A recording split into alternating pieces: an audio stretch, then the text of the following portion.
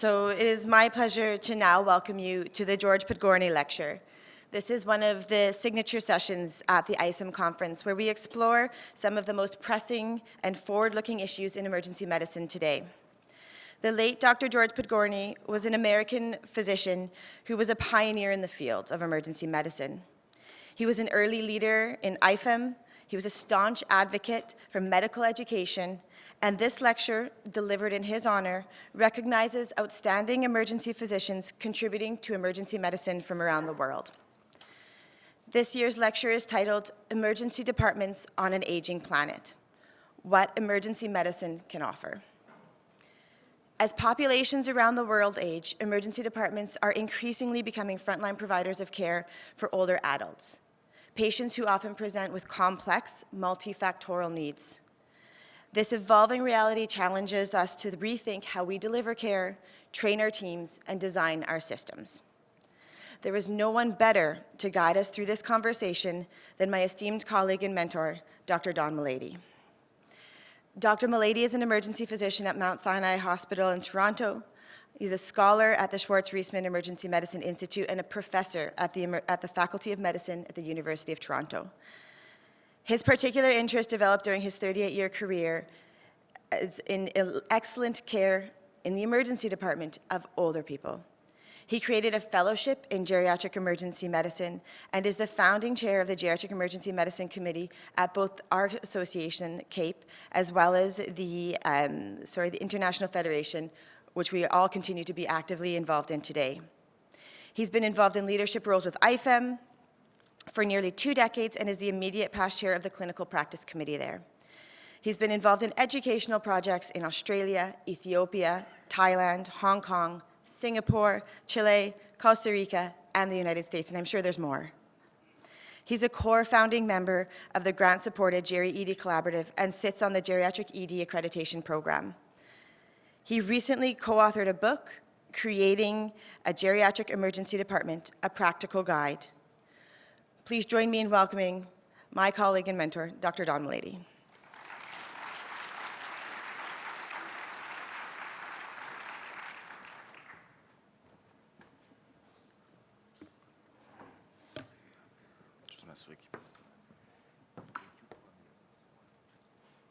Just make sure you can sit down behind her.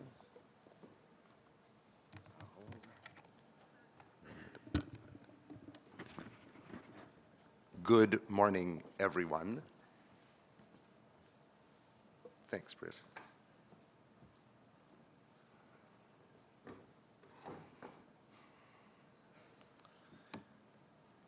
Thank you for the welcome, Dr. Ellis, Britt to me. We've been collaborators for a long time. And I think I was sitting there and really enjoying the last presentation, and I think it's particularly appropriate that this male speaker is following 4 fantastic international women, and I think it's a bit of a metaphor for the practice of emergency medicine and its future, that it's about, well, even 5 fantastic international women. It's about us men trying to catch up and keep up with the women who are leading us. Thank you for this wonderful honor of inviting me here. My mother said you should always start with the thank yous. So first of all, I would like to thank the International Federation of Emergency Medicine and specifically the Board of Directors for this really great honor. When that introduction was happening, I sort of felt it was talking about somebody else, but it was a great surprise that it was me. And equally importantly, I want to thank all of my colleagues over the last 4 decades of my career, both at IFEM and especially at my home in Mount Sinai Hospital in Toronto and the Schwartz-Reisman Emergency Medicine Institute. It's really, as we know, it's our colleagues that really allow us to have a career, and without those people, we couldn't do anything. You've allowed me to have a fulfilling, productive career. I couldn't have done it without you. Emergency medicine is a team sport, and I love the people on my team. I'm glad to be on this team. Je voudrais dire un grand merci à nos collègues au Québec pour le bienvenue que nous avons reçu dans cette belle province. Merci pour ça. para nuestros colegas y amigos latinoamericanos y de habla España, bienvenidos a Canadá. Gracias por su visita. I would like to welcome everybody in all the languages of the countries that I've visited, but I will reserve a few special welcomes to my wonderful colleagues and friends in Ethiopia, Nkwan Dehna Meshutu. Welcome to my Nigerian friends from long ago at Kaabo. Welcome to our Ghanaian colleagues at Kwaba. And welcome to my friends in Thailand who have always been so welcoming, Yin Ti Pan Rap. I've been invited here today to talk about my favorite topic for the past 30 years, and that is the care of older adults in emergency departments. I always need to preface these talks by saying I am just a regular emergency doctor, just like everybody else, and on shifts I see everybody. But my particular interest is older people and how we can develop the field of geriatric emergency medicine. In every country represented in this room, believe it or not, there are more and more older people arriving in our emergency departments every day. I think that many of us in every country have a feeling that those older people do not always receive the best care that we would want for them. And my goal in this talk is to describe how emergency medicine can respond to this challenge positively on our aging planet. It's why it's essential that we make it one of the many challenges that we solve every day. And we do have many challenges, and we're good at solving challenges, and this is another one. I will describe some practical ways. This is not just a theoretical talk, but I will describe some practical ways in which you can make changes when you go back home next week. But before I get to that, I would like to spend a few minutes talking about my journey into and through emergency medicine and how ICEM has been supportive along the way.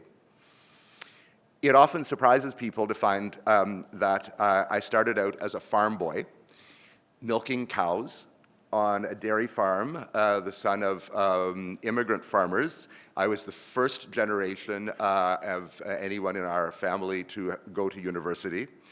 And the first generation to move out of comfortable but very real poverty.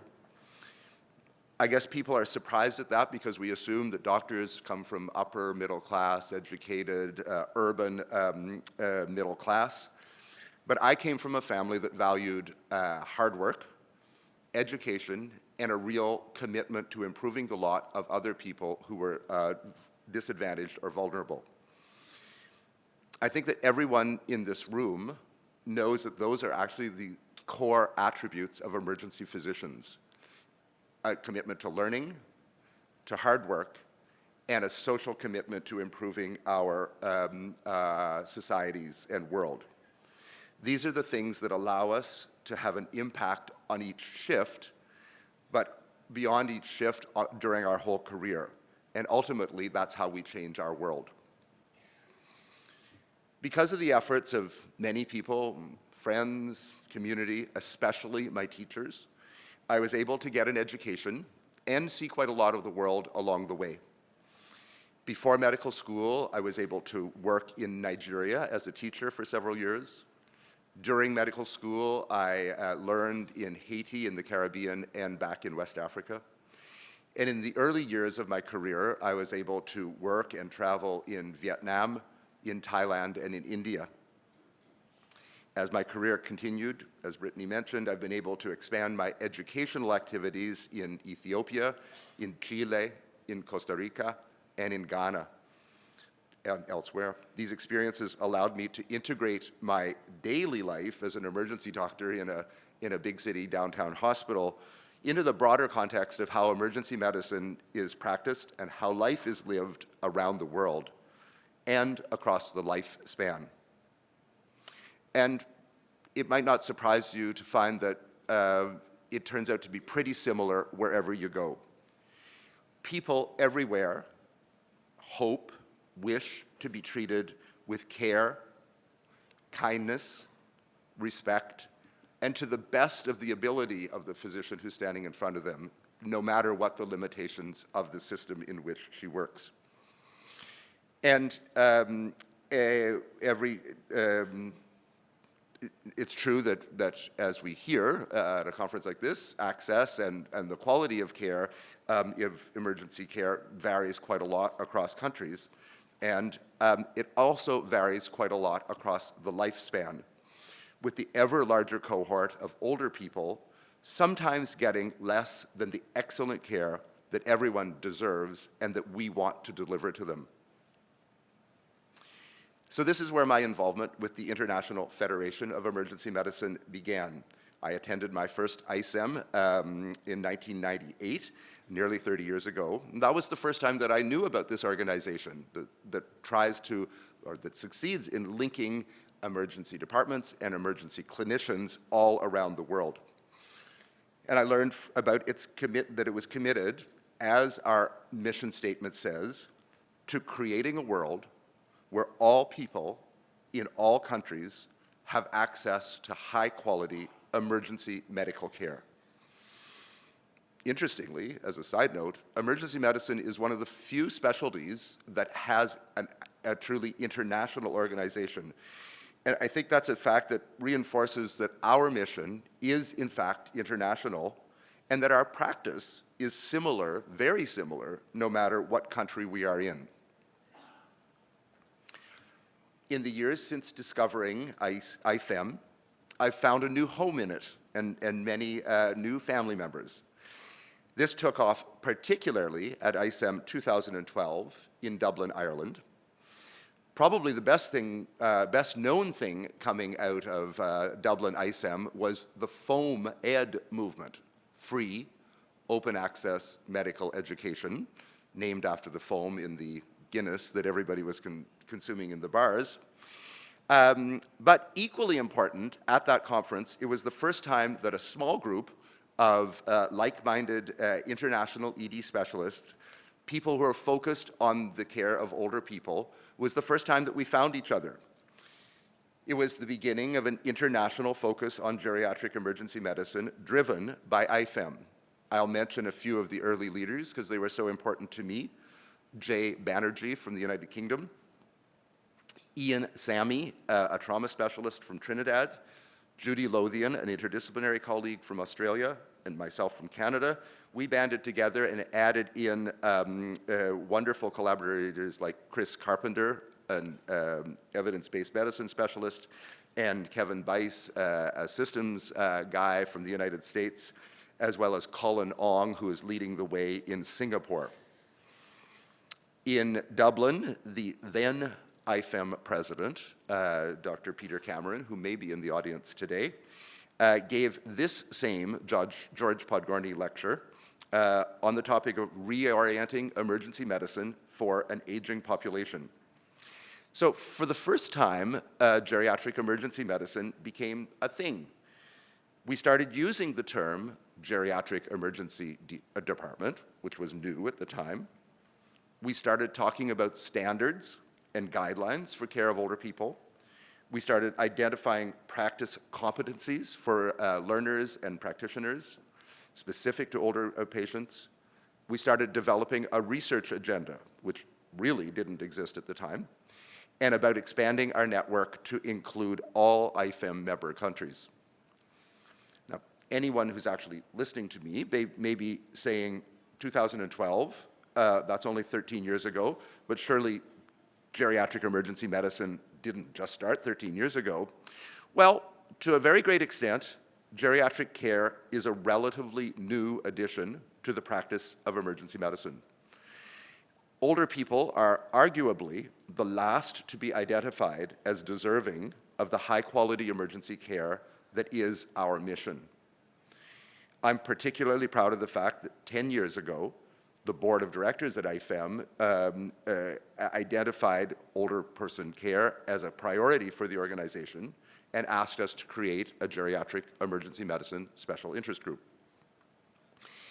In those 10 years, it has been an enthusiastically productive group within the organization, first led by myself, and then Dr. Carolyn Hullick from Australia, and now Dr. Rosa McNamara from Ireland, and contains the most congenial and collegial group of colleagues and friends from all continents, and you know who you all are.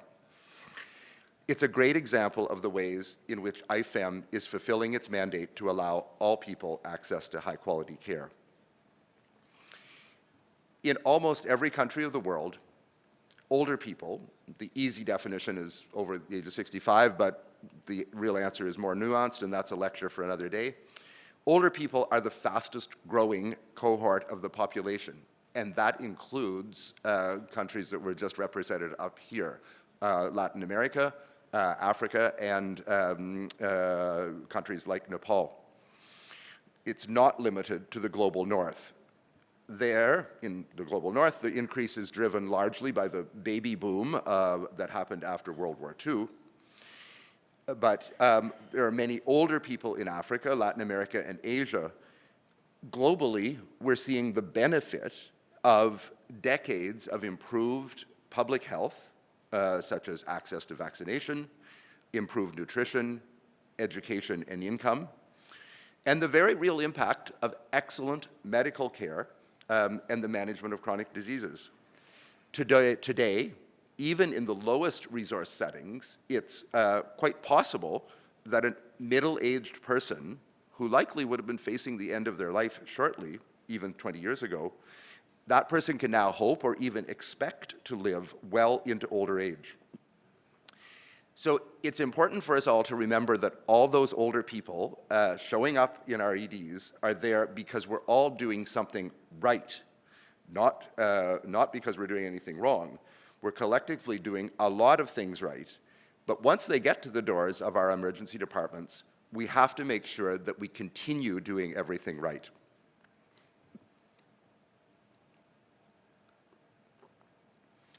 Emergency medicine has a long tradition of responding rapidly to changing social realities. It grew out of war medicine in the 60s and 70s, where doctors realized that we could make a huge difference in trauma survival and outcomes by quickly developing new skills, creating new processes, and developing a new team-based approach to care.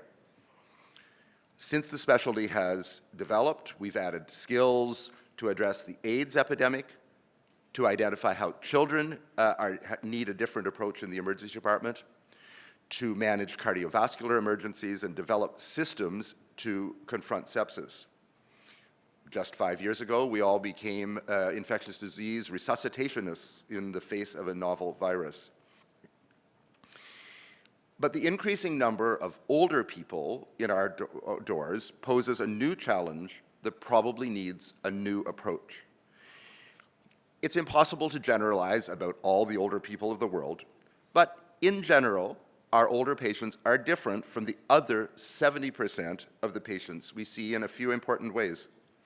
Unlike older patients, older people are more likely to have multiple problems when they come to the emergency department, to have multiple medications, to have or be at risk of cognitive decline, to have some degree of functional dependence, and to have syndromal presentations as opposed to single system symptoms, syndromal presentations that we don't always immediately recognize, such as confusion as a symptom of sepsis, weakness as a symptom of acute coronary syndrome, or a wrist fracture as a symptom of a cardiac arrhythmia. Sometimes this level of complexity can be daunting or off-putting, especially for systems and practitioners that prioritize what I might call the easy problems. You know, easy problems like polytrauma and trauma resuscitations and sepsis. Those easy problems are amenable to quick decisions, established algorithms, clear pathways, and rapid resolution.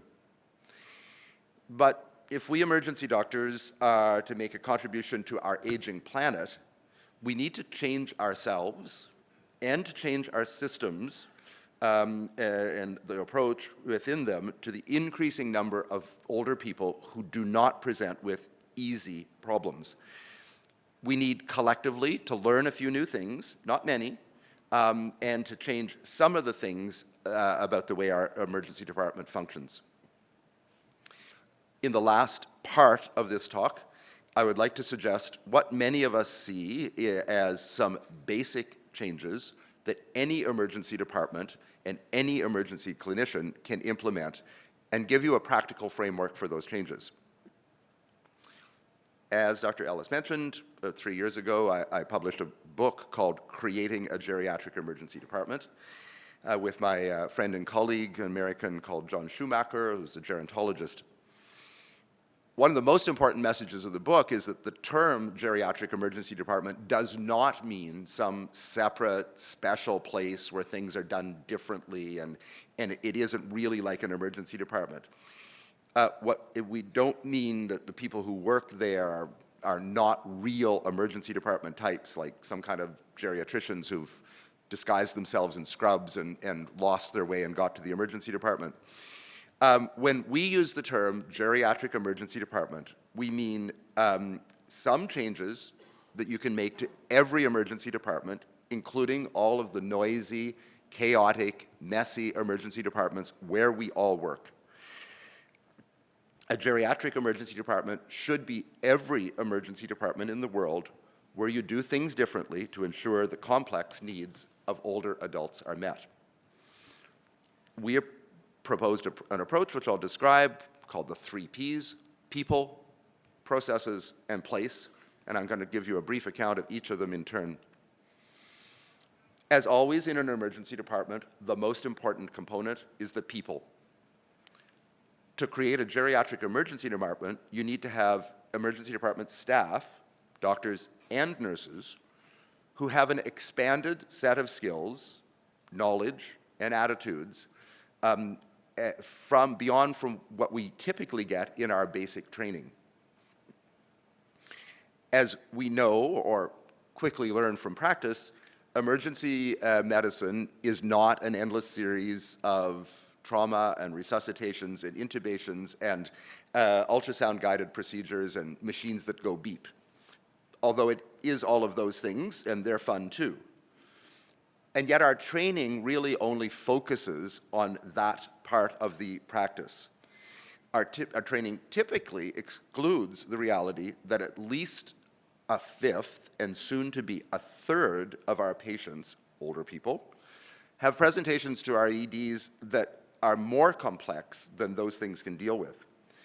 They have presentations that require us to recognize more than one acute problem at a time, and often multiple chronic problems, to confidently manage the necessary polypharmacy of older adults, to recognize the potential, to recognize and manage the presence or potential for cognitive impairment, and to assess medical problems in the presence of different physiology and anatomy of aging, and to consider the social context in which all of this is happening.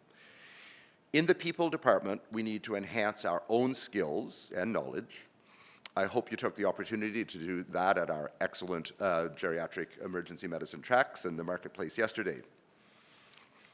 But we, the people of emergency medicine, may also need to address our attitudes, not just skills and knowledge, but our attitudes, and realize that many of us, all of us, live in intrinsically ageist societies, and that where youth is valorized and age is stigmatized.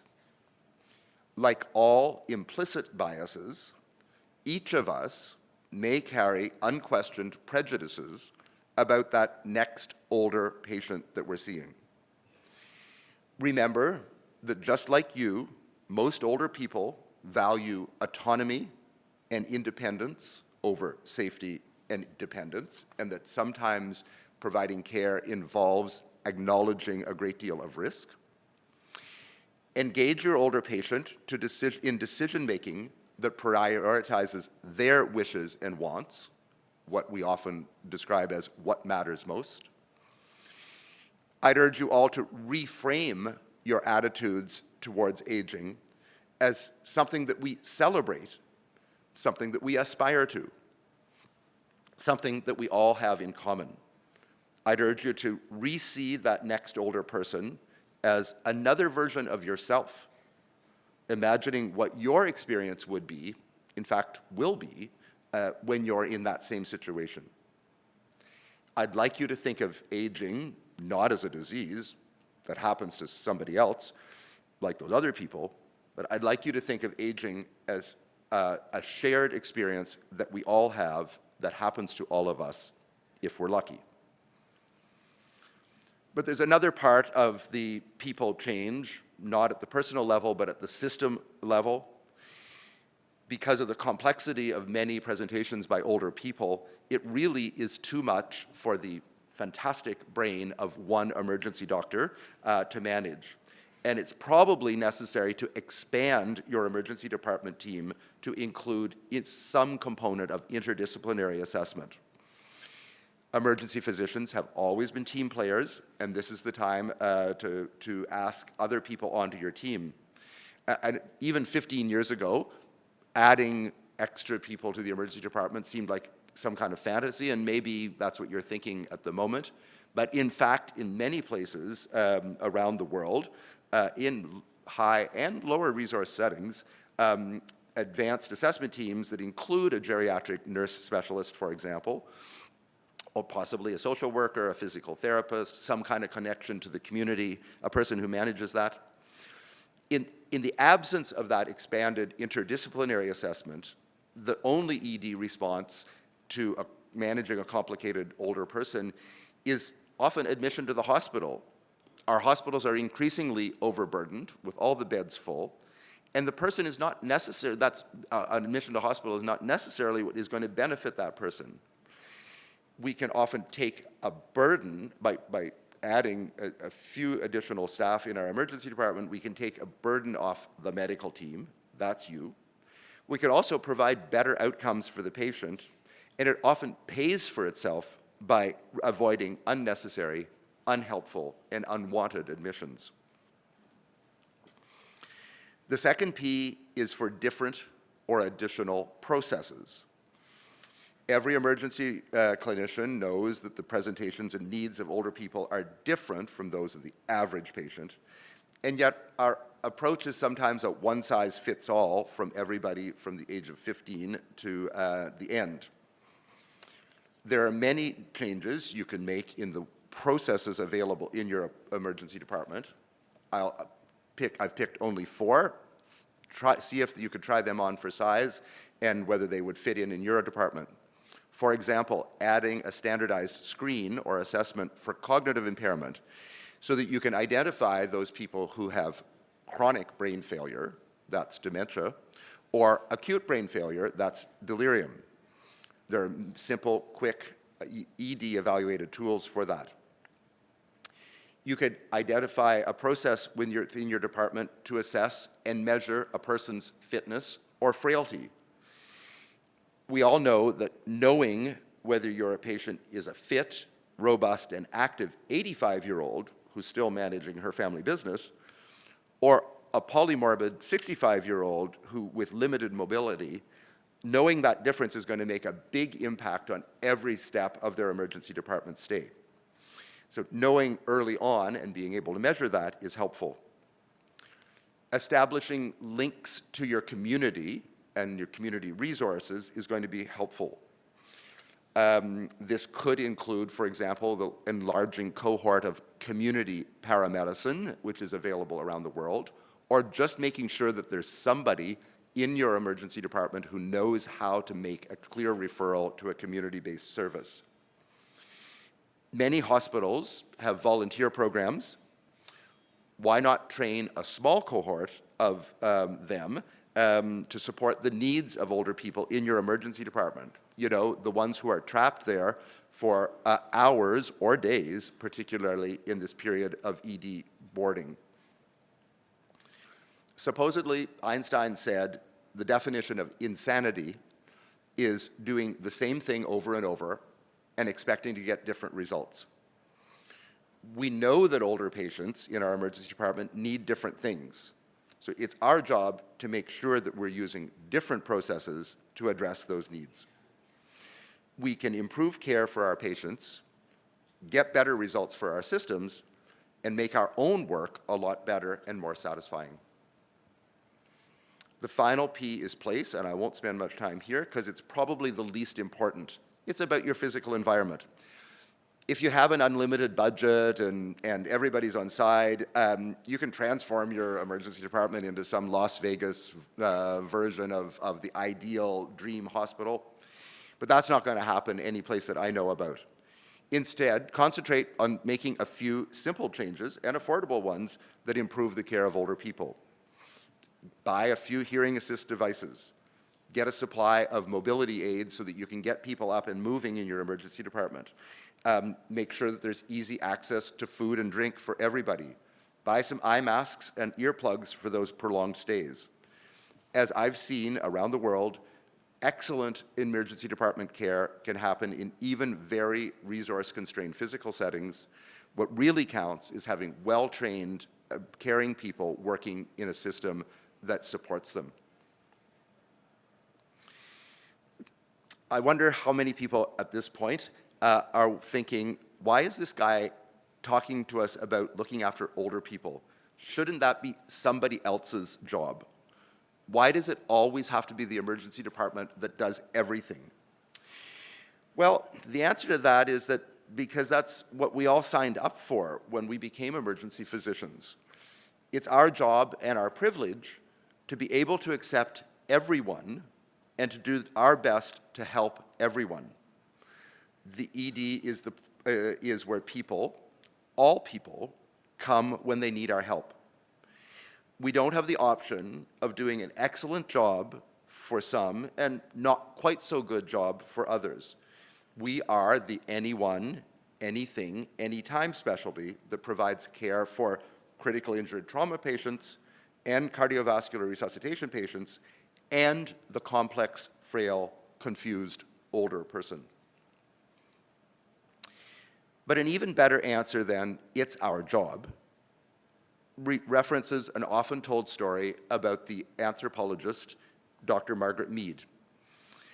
She was asked what she thought, in her experience as an anthropologist, was the earliest sign of civilization among human beings. Her surprising answer was that she had seen archaeological evidence of a healed human femur fracture. It doesn't sound like a typical example of civilization, but it doesn't take much to understand what she meant. A caveman with a fractured femur needed a lot. A conscious effort by an organized system to help him to return to his function and his ability to contribute to his community.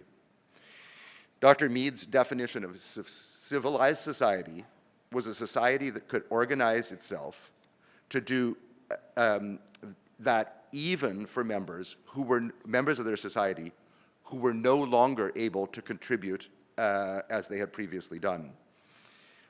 Even 15,000 years ago, an adult with a fractured femur needed support, special attention, a different approach, additional resources, an empathic understanding that they have a problem, and a willingness from the community to get that person back to their best self through a difficult time.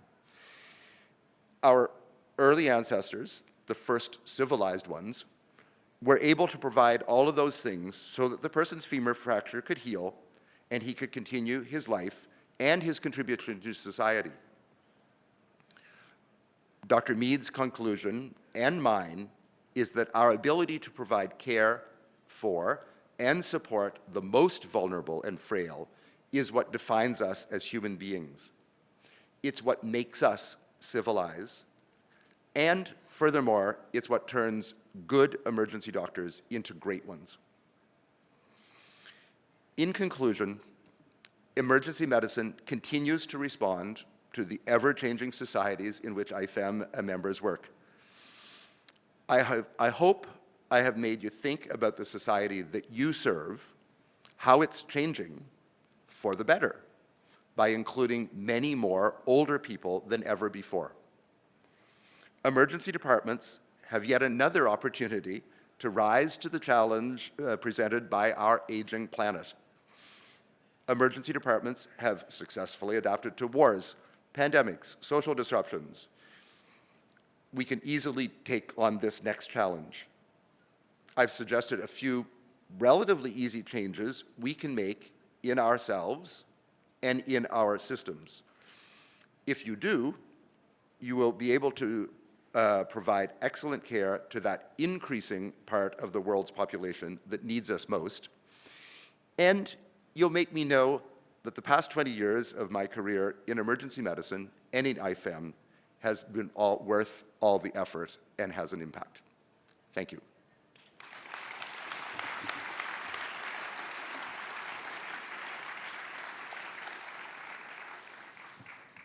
Thank you so much, Don. If, as with other plenary sessions, if there's any questions, please just present to one of the microphones, introduce yourself, and we have a few minutes for questions before we get dismissed for a break. I'm going to start because I have the microphone on the stage, so why not? For many of our colleagues, as you mentioned, this is a shift in training, a shift in mindset, and that can represent a challenge. And so I wonder, when we're talking about expanding skills or changing the way we think of emergency medicine, how do we go about retraining individuals that this is not only a mind shift, but a skill shift? And what are the steps to achieving that moving forward? Thanks, Britt.